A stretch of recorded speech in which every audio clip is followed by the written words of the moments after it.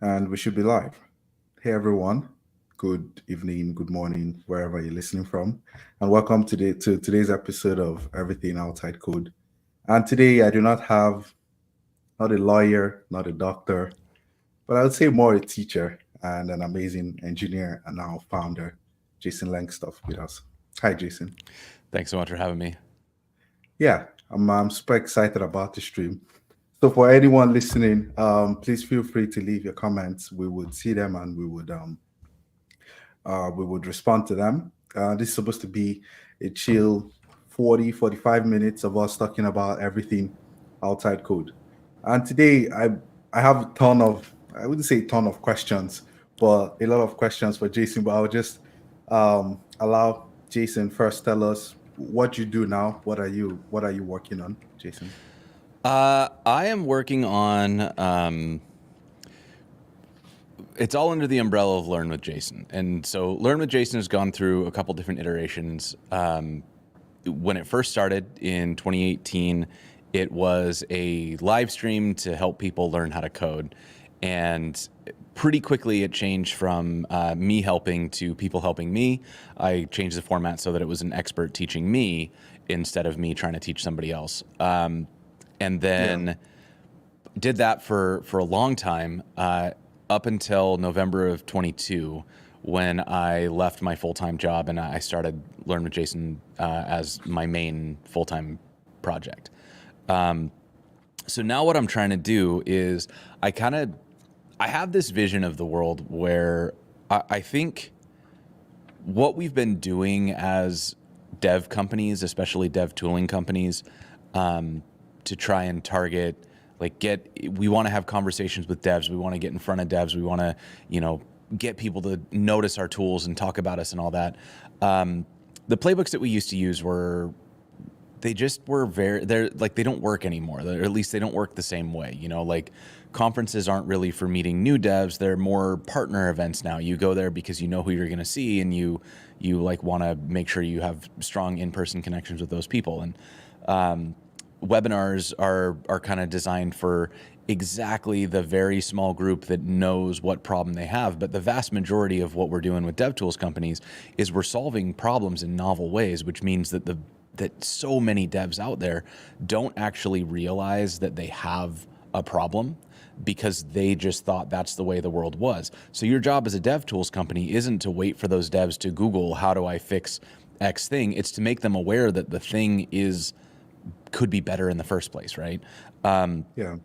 And so a lot of what I'm thinking about is how do we create something that somebody wants to watch so that those natural conversations about how things could be better or what are people doing differently, how do those happen in a way that feels natural and isn't like, hey, come sign up for my webinar, or hey, fly halfway around the world to see this event. And so what I'm working on is what I've kind of just started calling Dev TV.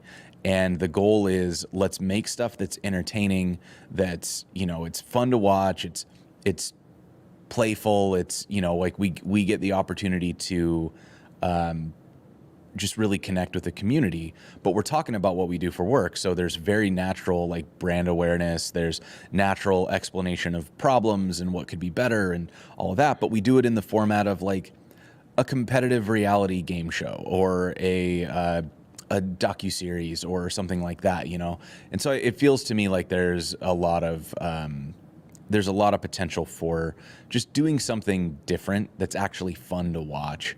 And, the educational part, the marketing part, whatever it is, just sort of takes a back seat, but not in a way that diminishes its impact, just that what catches us up to what everybody else does. When you watch TV right Yeah. now, there's product placement everywhere. We just don't, it's not the focus. We wouldn't watch a TV show if the whole TV show was an advertisement for a car, but every single TV show these days does that really conspicuous product placement of the car. And we Yeah. see it and we think, wow, that's a cool car. Anyways, I'm rambling. Yeah. But that's really cool. Where can I sign up for Dev TV? Do you have it live already? It sounds like the holy grail of developer relations. That's And like that's, what I I see it mean, as. I think it is. I'm thinking of it as being the next evolution, right? Because what I've Yeah. been seeing with developer relations is that we we saw a huge interest in it, which was great. Like companies recognized that we needed developer relations.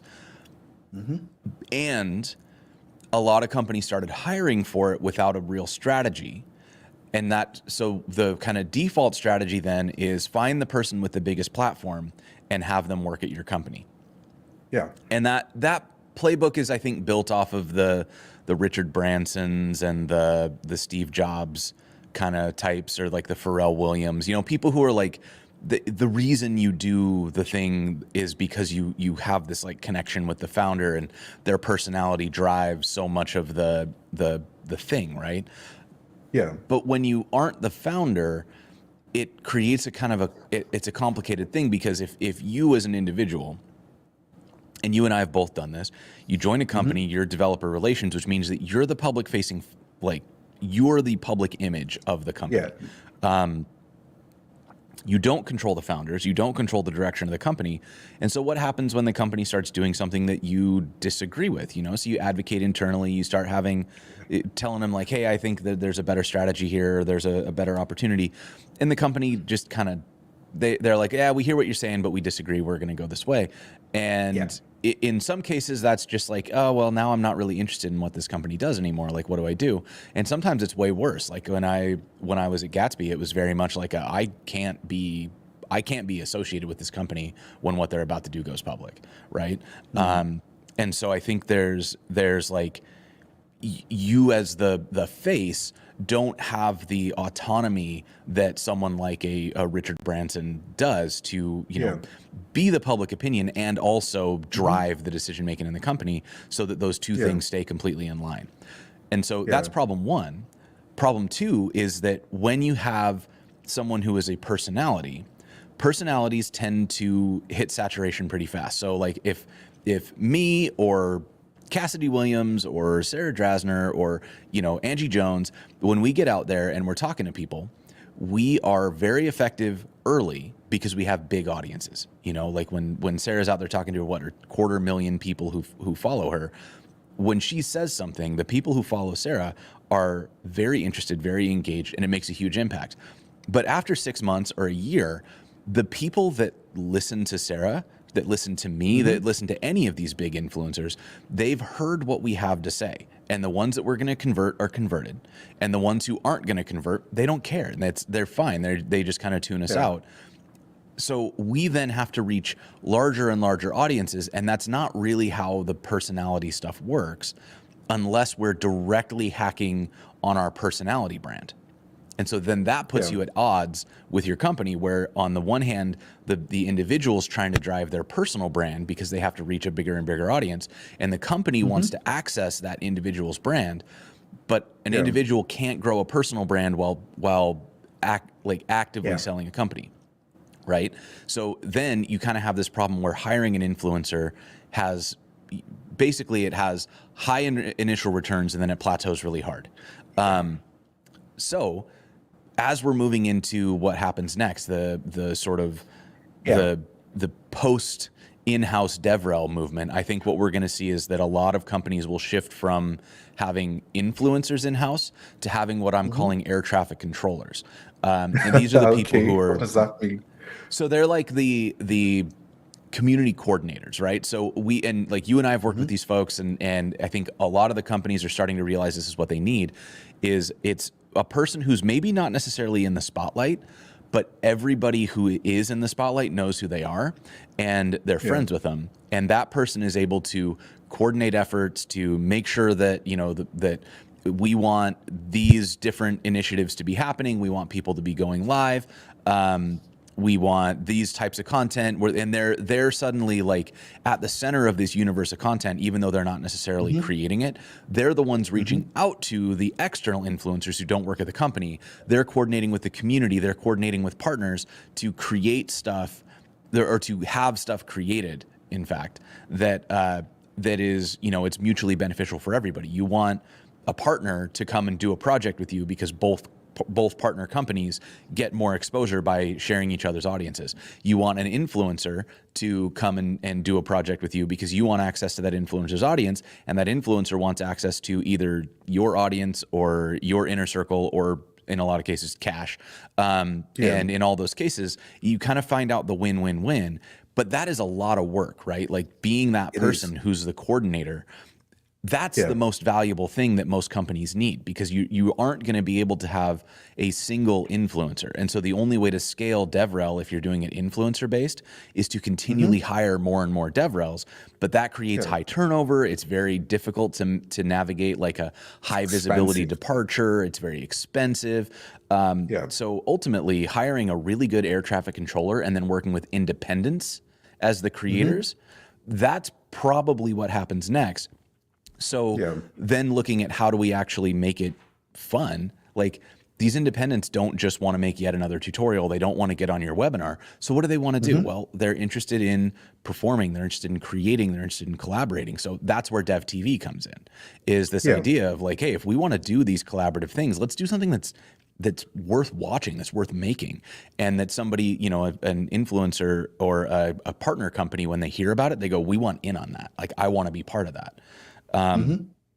So a lot of what I'm working on right now, and a lot of the way that I'm thinking about this is like, I do the thing, like Learn with Jason has always been collaborative. It's I go out, I find a community expert, and they teach me a thing that they're an expert in. And I'm doing a new thing where I have 4 web devs. They build the same app, so we each get a prompt, and then we each build our own version of that thing. And it's a way to kind of show how creative you can be within constraints, and to just kind of celebrate each other's work and lovingly tease each other about the different choices we made. It's very Yeah. fun, very collaborative. It's about community, right? And Yeah. then I'm working on some bigger things. Like I'm hopefully going to be making my first like dev community documentary this year, and then I'm also working on a couple like competition reality shows and a few other little things that should help bring devs together and do stuff that's really fun in a way that will be very fun to watch, and also that will have a lot of information in it, so that as a dev is watching, being entertained, they're also picking up a lot of information along the way. Yeah. I totally resonate with all these. In sometime around 2018, 2019, I worked with Mickey Harani. He used to work at Cloudinary. I think that's the closest. We call him the Godfather. So I think that's the closest I've come to working with someone that does everything, right? That sits at the center, isn't popular. I think at the time we would tell Mickey, hey, why don't you try building like a personal brand, or like, be out there. And he's not a developer advocate. He's not in DevRel. He's just, I think at the time his title was head of content marketing, but that meant video content, like content in different forms, working with influencers, in-house, like internal folks, external. And I thought it was like an amazing like job. It was like pretty difficult as well. I didn't know how he managed that. So definitely that's a gap. And it worked so well at the time because there was a lot of content, there was a lot of engagement at the time. And then there was a lot of community love, right? So everyone is bought in. I think that's something that I haven't seen done like really well recently. It's maybe just one person pulling together everyone, and the moment they leave, everyone goes with them, right?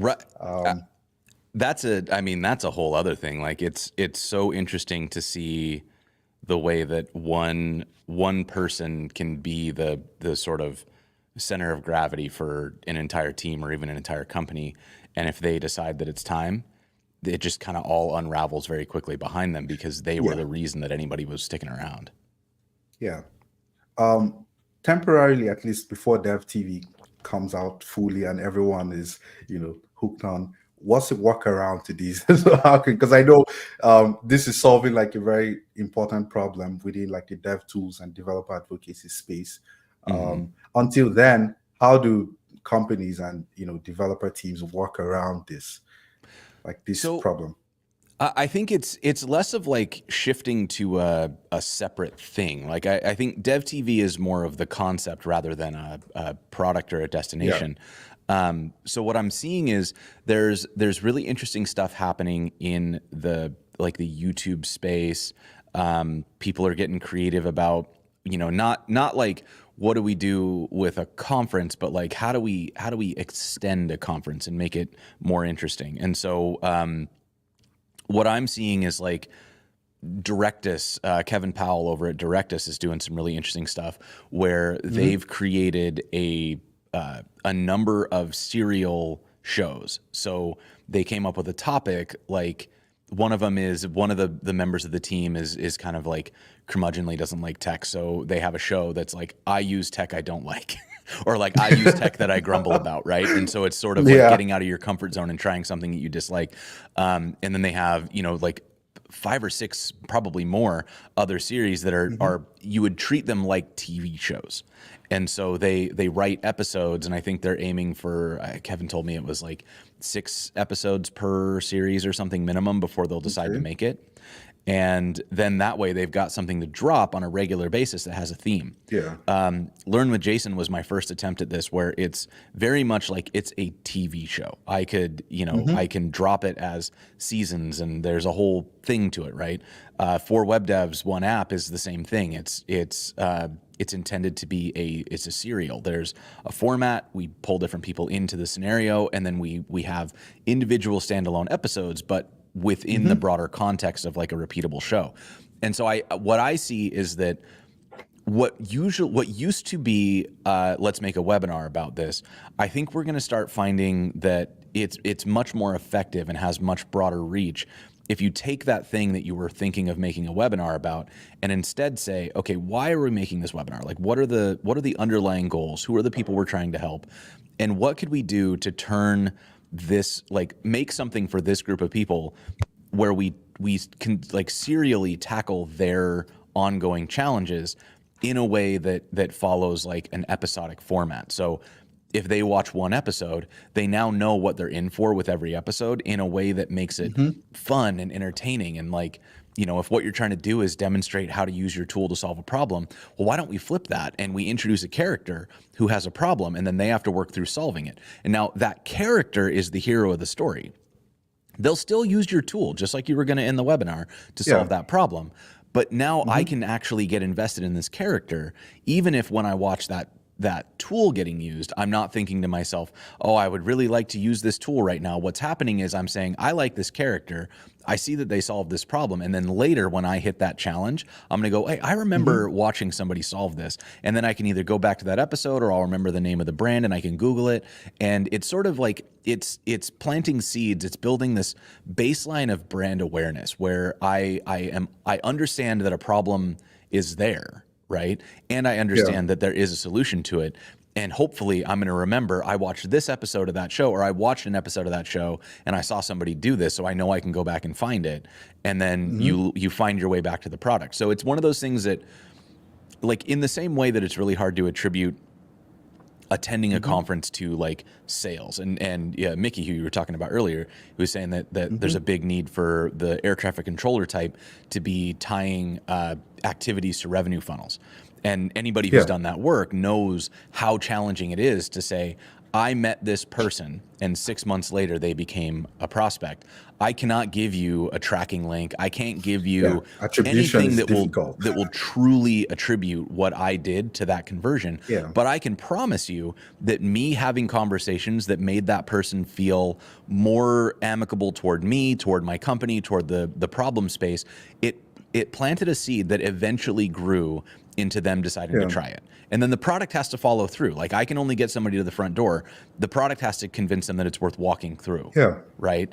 But so those conversions are very, very hard to attribute, but that's really where the game is. And so if you can do this at scale, and really what I mean by doing it at scale is, instead of saying you with this exact problem, we say, hey, are you a developer? Here's a developer like you. You can emotionally connect with them. Here's them solving a problem, right? Now we're going way beyond that really narrow webinar audience or that really narrow conference talk audience, and out to something that's like, you know, I would watch a show about a developer, even if that developer was doing something completely different from me, because I'm interested in how other people do their work. And if that show was made entertaining, right? Because like I watch the Great British Bake Off, and I don't bake very often. I watch the Great Pottery Throwdown, and I've never thrown a pot. I've watched the baking, the bartending competitions. I've watched the makeup competitions. Like, I don't do any of that stuff, but it's fun to watch Yeah. somebody be good at something, right? So if a show came out that was actually in my wheelhouse, holy crap, I'm ready. It's like, have you ever watched Shark Yeah. Tank? And like, Yeah. I'm not pitching VCs. I'm not looking for investment, but But it's boy, do I fun. love that show, because watching that Yeah. show and knowing what I would have done differently, and like having Yeah. because I know how to pitch, right? So I'm watching and I'm Yeah. like, oh, you shouldn't have done that. Oh, I know I would have done that differently. Can you Yeah. imagine what would happen if this was about developers? Like, we'd be Yeah. screaming at our TVs. It would take over Twitter. We'd be talking about it all the time. We just need to get, I think we just have to get across that line Yeah. and show somebody what's really possible here. Yeah, definitely. Something I've been thinking about for I think probably 1 to 2 years now has been attribution. Because we have these fantastic ideas we want to execute on. We've seen stuff from the market with experience. But to execute on this, you need the organization's buy-in. For them, especially with the current markets, they want to see some, maybe not guarantee, but saying like, hey, in 6 months, if we invest in this now, in 6 months, we're going to get this out, right? That's something that's been really tough. I don't know, have you encountered that? How do you go past that? So um have you had to manage some sort of or some form of attribution to show value in the future, and then maybe use that as a benchmark going forward?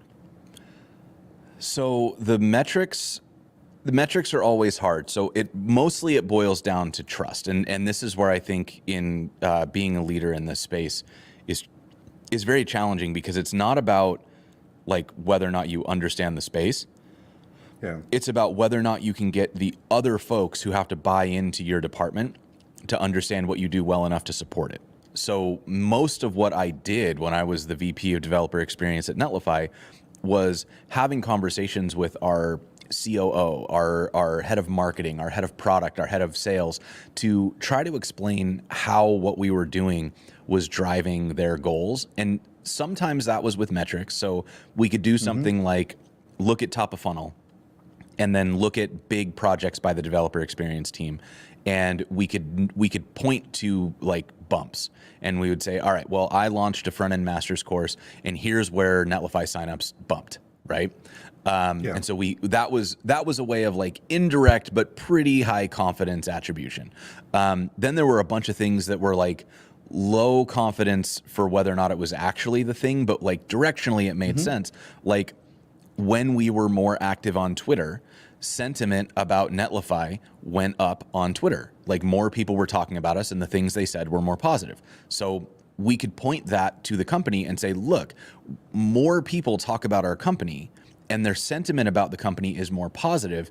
And we know that the more people who talk about a thing, the more likely it is that they'll give it a try, and that kicks off our product-led growth motion. So that's not necessarily attribution. I can't say we tweeted and it led to a sale. But what I can say is that when we engage with the community engages back, and that drives higher discussion. And as long as we're doing it in good faith and we're actually trying to help the community, it drives positive sentiment and more engagement. And all of that leads to somebody being more willing to trust that company, to give it a try, to give it, maybe I'll put my next project there, right?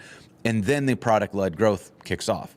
But the thing about product-led growth is that it can't work unless people know your product exists. So this idea that if you build a great product, it'll just work on its own, it leaves out this initial step of how do you go from somebody who's never heard of you, or even more likely doesn't even understand that the problem space you're in exists. How do you get them to be aware of your product enough that product-led growth can actually function? Yeah. That's right. I often see that as well. A lot of products, especially within the dev tools space, they come into like an already competitive niche. They have like an edge, but then they're focused on just the product, right? Rather than also building the product, but telling a fantastic story about what makes them different, and telling that story out there, saying it as loud as possible. Yeah. Taking things a bit like towards the business stuff. There's this burning question I've always had, and I think a lot of people have that with independent like content creation. It's pricing. So, how do you price stuff?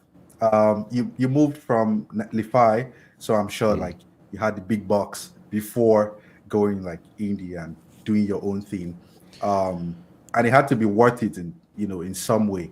So with others, and I also had this problem of knowing, how do I charge for stuff, Mm. and like, what is stuff worth? Like, if I'm going to create this, I know it's valuable, right? But how valuable? Like, how much is it worth?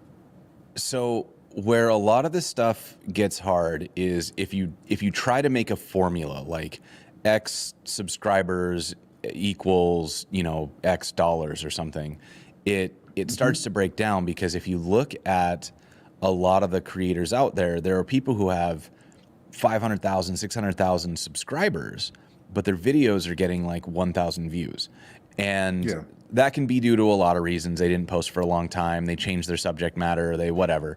But then Hmm. you've got other folks who have low subscribers, high views, or like high subscribers, high views. And so the formulas don't work. You can't price things by a spreadsheet. Instead, you have to look at the individual creators and decide, what is it that I'm trying to get out of this person? And like, if I go and partner, like if you come and partner with me, for example, I Yeah. have a decent number of, like, something like close to 50,000 subscribers on YouTube. So great, Hmm. good reach. Average Yeah. videos get somewhere between like two to 15,000 views, right? So not super high, like good subscriber to watch ratio, I guess. Yeah. But like, I'm not going viral. I'm not doing the 100,000, 200,000 view videos. Those have happened, but they're rare. Like, I have a couple of them on my channel. So why would you hire me, right? Like, why would you pay me to go out there? And if you start looking Hmm. at what I do, I have spent 20 years in the industry, being Hmm. someone who, is, as far as I can tell, has a very good reputation as being somebody who is trustworthy, who's not sensational, who's, just interested in getting the job done and helping people, and in creating like welcoming communities, right? So Yeah. that's one part. The other part is, I also am friends with like everybody in positions of power in Yeah. this industry, right? I've just been Yeah. doing this for so long, and so many of the people that I came up with are now one of my closest friends is Sarah Drasner. She's the senior director of web at Google, or I don't know. She's like in charge of the entire internet now, right? And like, another good friend of Yeah. mine is Ashley Willis, who's the head of DevRel at GitHub. And like, the people I know they've had these incredible careers, and we've just been friends for a long Yeah. time.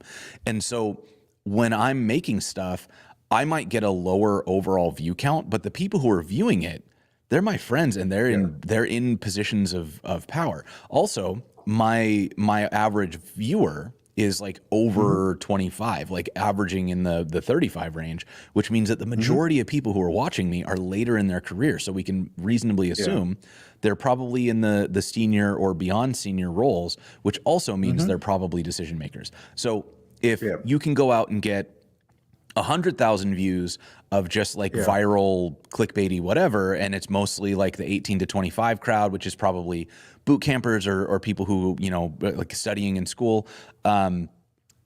Or you can go out and get 10,000 views of people that are in the positions that you want to reach. Yeah. Then you have to do the math as a company, which thing makes the most sense for you, right? And like, who are you trying to reach, and what is that worth to you?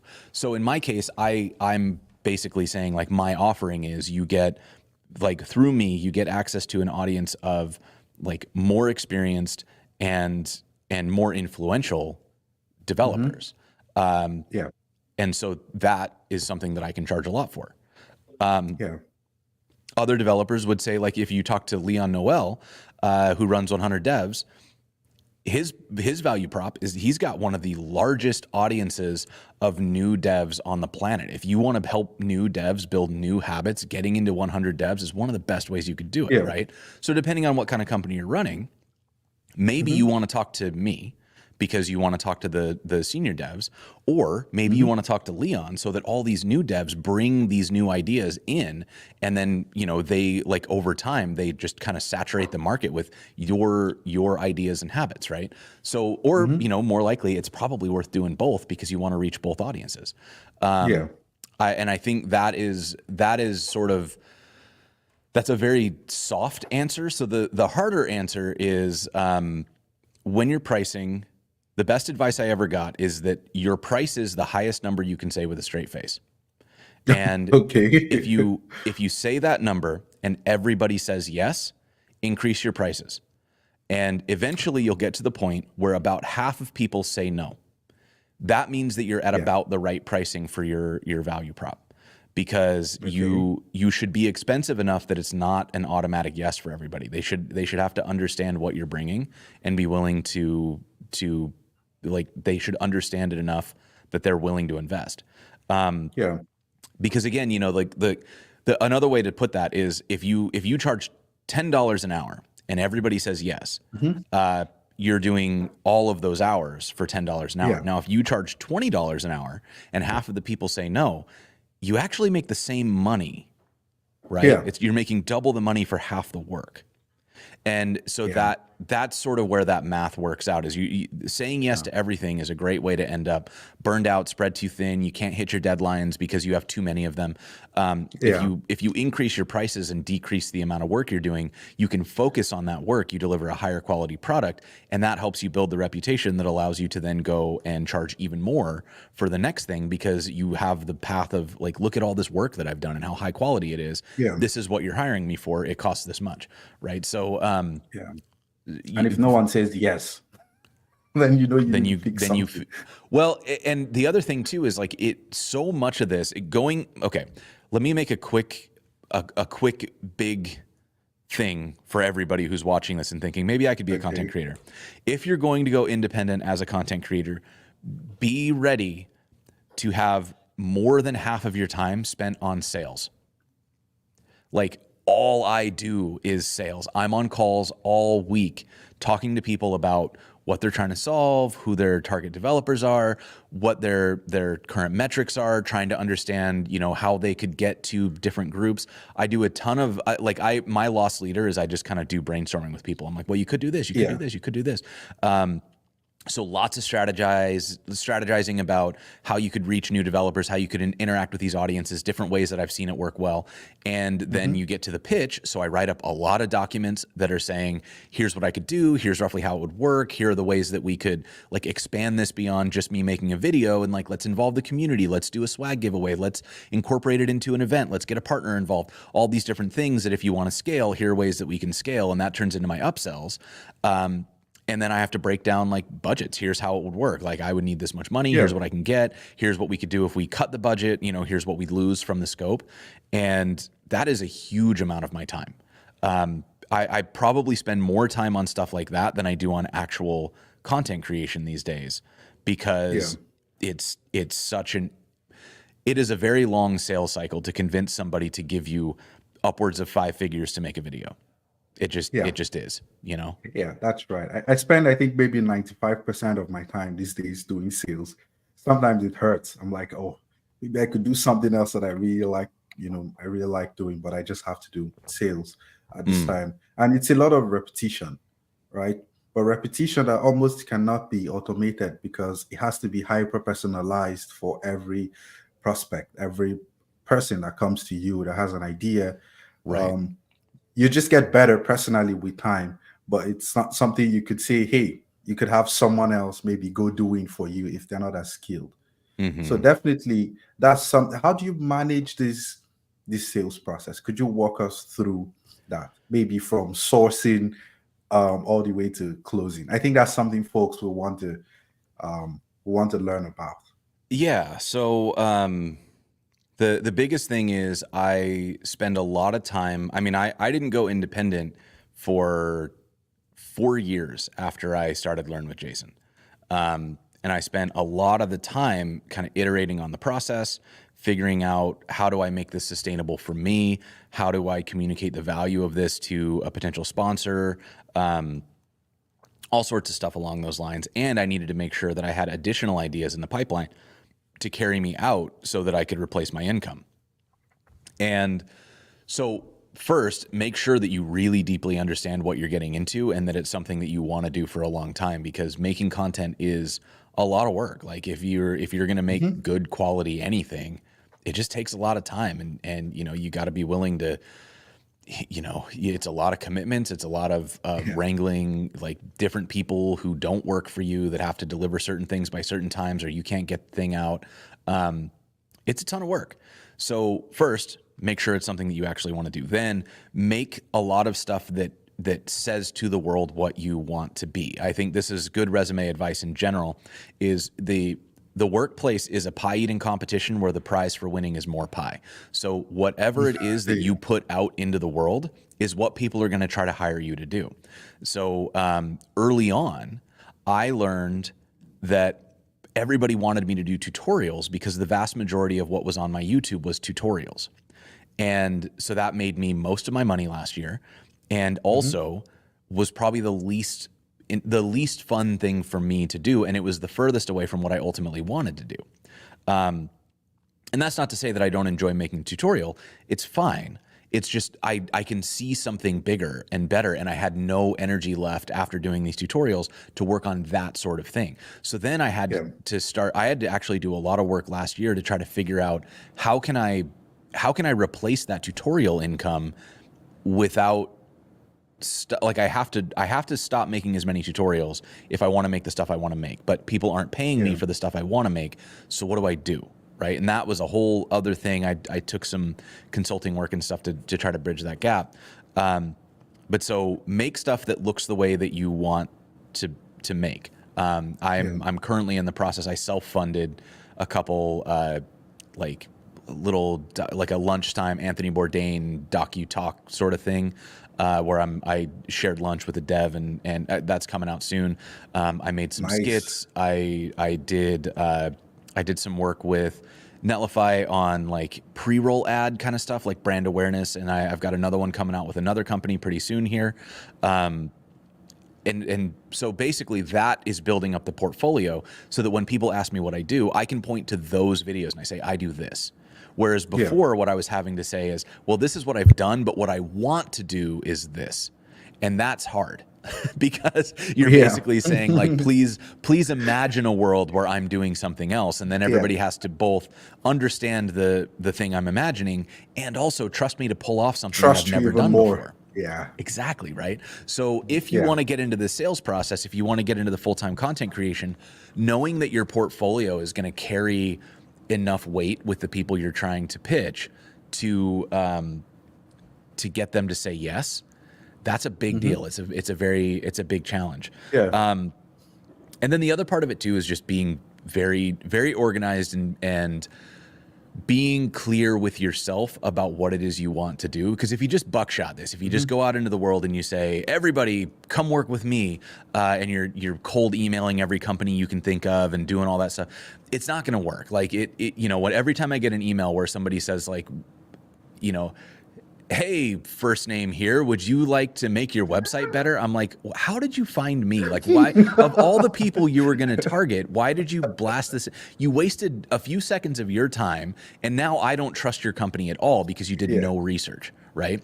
So, and that's like the egregious example that goes to your spam folder most of the time. But I definitely get people who email me and they'll say things like, does Learn with Jason need help with video content? I'm like, you didn't research what I do. Like, because there's a way to say I want to collaborate with you on video, and it's not to say we'll do the thing that you literally do for money, right? So being clear on who you're reaching out to, why you're reaching out to them, what you can actually benefit them with. So I really target down. I try to go through my network first and foremost. Like I look for who is doing stuff that is very aligned with my interests and what could I do for them. So I write a lot of proposals that are like, I have no idea if a company wants to do the thing that I'm about to pitch them, but I know that it would work, right? So I send them a pretty fleshed out proposal and I say, this is what I could do for you. Here's what your workload would be. And it's usually very close to nothing. And here's how much it would cost you. Do you want to explore something like this? And a lot of times what they'll say is, well, we can't afford that, but we would like to talk to you about what else we could do. And that opens up the conversation. And now I'm talking to them about something. And usually we can find something that works. And it's very much a network game. Like you do one and people see it and they go, oh, I would like that as well. And then you get 2, 3, 4 more. And so as a content creator, it's so much about being thoughtful and remembering that your entire purpose as a content creator is to help connect other people to things that are useful to them, right? Like your job as a content creator is not to be famous. It's not to build a personal brand. It's to provide tangible, like tangible value. You should think of yourself as a springboard for other people. If somebody encounters you, their life should get a little bit better because you were in it, right? And that, I mean, that's Yeah. just like a life goal in general, but especially as a content creator, so much of what we're doing is we're trying to give somebody slightly more opportunity by sharing some of the things we've learned. And Yeah. if we phrase it like that, whether it's an individual or a company, you're coming in a little more earnestly. You're coming at it from a different angle. You're not saying, how can I get you to give me money? You're saying, how can I convince you that I could help enough that you're willing to fund the project? That's very different. Yeah, that definitely is. So two things I hear are first, taking like a very value-driven approach to whatever outreach or whatever business development strategy you have, right? So building a portfolio and putting that front and center. And before you reach out to anyone, there's got to be like a lot of what I say, like hyper personalization and segmentation. So it's not just mass outreach to 12,000 people and then you wait for the 0.05% that would come back, maybe Yeah. one or two people, and then hopefully you don't ruin your inbox and your domain along with it. How do you find time for all this? Like, and how's the shift been from working full time to doing this? Because Mickey said in the comments he loved the ads that you made for Netlify. Those were amazing. Thank I'm you. looking forward to the one that's coming out. So you do those, but it's one thing to do them in an organization where this is, you know, maybe part of like your quarterly objectives. It's another thing to do that as part of plethora of other things you have to work on. That's also business, right? How do you manage Right. all that? I would say that I manage it okay. I'm still not good at it, and you know, my partner would attest to. I have my ups and downs of feeling like I've got this completely on lock, and then you know, then it's Saturday and I'm like freaking out because I promised a bunch of people things by Monday. Yeah. So when I'm doing well, what I'm doing is I'm kind of thinking in terms of chunks of time. Like I know that for a for web devs app, it's going to take me about 6 weeks from having the idea to delivering the episode, right? Yeah. And I know that for one of these ad series, it will take anywhere from, you know, it's like a couple full day, usually a full day of filming, and then a couple weeks of post-production, and then all the coordination ahead of time to like get through the script, get through the reviews and stuff. So you just start to get these ideas of like how much goes into each one of these things. And I can put them as blocks on my calendar, and I just start to see like how filled up my calendar is. That's also really helpful because when you start to fill up your calendar like that, you can look at how much revenue it brings and realize very quickly if you're putting in stuff that's not going to actually pay the bills. Yeah. Because if you know that you've got room for 4 projects a quarter, and those 4 projects a quarter aren't going to pay the quarter's worth of income, you got to reassess, right? Because you don't have time to add more stuff without working way more hours. So either the prices need to come up, you need to cancel the project, you need, you know, something's got to happen so that you can actually make payroll. Yeah. So most of what I'm doing though is I'm figuring out ways to multi-leverage my time. So I do Learn with Jason every Thursday. That show is live, and then it immediately becomes a video on demand on YouTube. So that's already like 2 use cases. And then we pull clips out of it. So those clips go up on social media. So that's additional use cases. And then for some of those episodes, it turns into follow-on stuff. Like maybe I will take a thing I learned and turn it into a little mini course. Or maybe I'll try to make like a shorter instructional version that's more polished than like the me and an expert kind of wandering toward the goal. We take the goal we get to, and then we compress it into like, maybe we can teach this in 30 seconds, right? And then we do a 30-second TikTok on it. So you're reusing that content in as many ways as possible, which Sarah Drasner at Netlify used to say, it was a combination of feed 2 birds with 1 scone, and use every part of the buffalo. She would say, scratch multiple buffalo with 1 stick. Which is I mean, just it's a very, Put them that's such side by side. such a Drasner. I'm trying to imagine it now. But the idea is that, you know, if you're going to make something, look at, I mean, Mickey was actually doing this right here in the sidebar, where I'm talking about having ideation sessions with companies as like prospecting calls. And he's like, well, make content out Yeah. of that. There's a bunch of stuff in those calls that you could actually turn into content. That's a great idea, right? Because now that time is serving you double. And ultimately what you're looking for is if you're going to do one project, like write a blog post, Hmm. and you think along the way of like, what's all the stuff that I'm going to do along the way that might be interesting? And maybe you're going to Hmm. talk to a friend who works at the company that makes the tool you're using. That call Yeah. could be a great podcast. Maybe you're going to, you've got to build it before you write the blog post. Well, that could be a live stream. Maybe you find a Yeah. couple little small things about like how to do error handling or whatever, and those become little shorts, that like little tips and Shorts. Yeah. tricks, right? So And now tweets to instead go of with them. exactly, so instead of Yeah. like Yeah. one idea that you get one idea, one blog post, you now have one idea and 10 plus artifacts that come out of it. And Hmm. so you basically got paid 10 times for every minute of work that you put in because of how much more you were able to do with that content. So Yeah. that's really like, I think, especially as an indie creator, like how many ways can you reuse these Yeah. good ideas? And also remembering that like that doesn't mean you're just like rehashing it. You're putting this into the different media that makes sense for Hmm. different people. Some people learn by video, some people will learn by text, some people learn through slow discussion, some people learn through bullet points. And Yeah. all of those people will benefit from that content in different ways. And somebody who will watch my 90-minute Learn with Jason shows might not be somebody who would watch a TikTok, but somebody who watches a TikTok probably isn't watching my 90-minute shows. So those pieces of content might feel like I'm just double dipping, and I am, but it's double dipping in a way that helps two completely different types of learners. Yeah. And if they get to that information, that's amazing, Yeah. right? So Yeah. that's a big part of it is just really, really getting clever about how to multi-leverage everything I do. Yeah. That's amazing. It sounds like leverage in its true form. So leveraging everything from the work you create to the time that you have. How much can you do in the least time possible, or Right. with one piece of content you've created? We're coming up around time, but we have Hmm. like I see Mickey. I've been looking at like the wrong comment scenes, but I see Mickey in the comments all through. And Yeah. there's a question. There's a question at the end here that says, are there any areas in the process where you're starting to automate with AI tools or platforms, like of all these things? I've I've tried it and I don't like it. Um, Okay.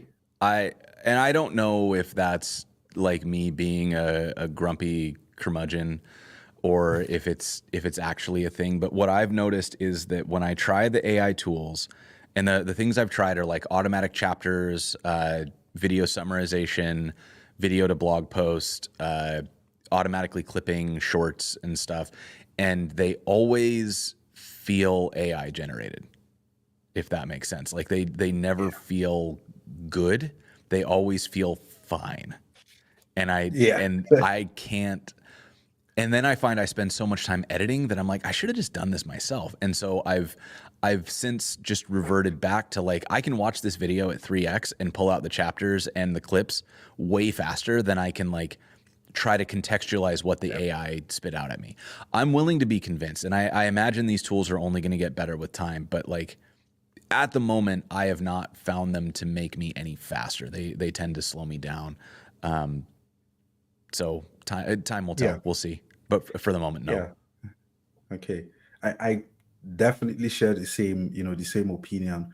Because I think it's something that comes with mastery, Mm, right? And also the sort of like quality bar you've set for certain like output is you want it to be the best, right? You want hmm. everything to be in place because folks trust that, and that's what's expected, right? But with AI, it just isn't there, and you cannot compromise on that 15% or that 20% that it needs to go, at least not yet. And I think a lot of it too is how much fun you're having with it. Like if you hate writing, then Yeah. yeah, use AI. Like don't Yeah. torture yourself. I like writing. Like coming up with something clever to put on Twitter is it's like Yeah. kind of my thing, right? So if I can if I hand that off to a robot, I feel like I'm giving the robot all the fun stuff. So that's the other Yeah. problem is like I might not be a good representative sample because as a generalist, I think every part of this is fun. And there are very few things that I do that I'm like, oh, I hate this. This is such a slog. I wish a robot would do this for me. Yeah. So that's another reason why maybe I'm not the best person to Yeah. ask about AI is because like I actually have fun with the only thing that I want an AI to Yeah. do for me is accounting. Like I hate the bookkeeping and accounting stuff, but like I love the Yeah. sales, I love the writing, I love the content creation, Yeah. I love the editing. Like all of it is fun to me. So handing Yeah. it off is very hard. Yeah. I also get that, when maybe reviewing content, for instance, when I start from scratch, I sort of have like this mental model built out of like the outcomes from the beginning. And Mm, also, I know what to look at from the very start. But when I have something seemingly, having done maybe 40 or 50% of the work, and I'm supposed to go in and complete it, I just mhm. ask myself, I could have just spent some time and done it from scratch and, not have to pick up the pieces from, halfway. I feel like someone's built something and told me, hey, go complete this. But you have to Right. figure out what's done, what's left, and, things to look out for. So that's just my personal opinion with AI so far. But I'm looking forward to, how good it becomes. I have like tons of questions and more just more just come to mind as we have this conversation. But we're coming up on time. I guess I'll have to like find another time, down the road to Of speak. course. But this has been fantastic. More importantly, because I'm getting like a better sense of the future of DevRel. I think that's like the highlight of this episode for me. it's I mean, it's I where hope so. DevRel will shift to. I Yeah, think we have a long way to go. We have a lot of minds to change, and the playbooks are pretty established. So I hope that this is where DevRel goes, and I'm going to keep yeah, working to get us there, but we'll see.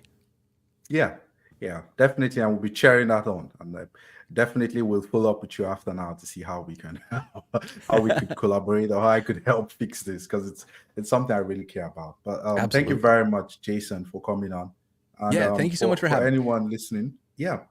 For anyone listening, this has been fun. We do this every Wednesday. So if you hit the subscribe button, I don't know, somewhere down here or wherever it is on YouTube, you could get notified of the next one. And for now, we'll call it a beautiful evening here in Norway. Have a nice day.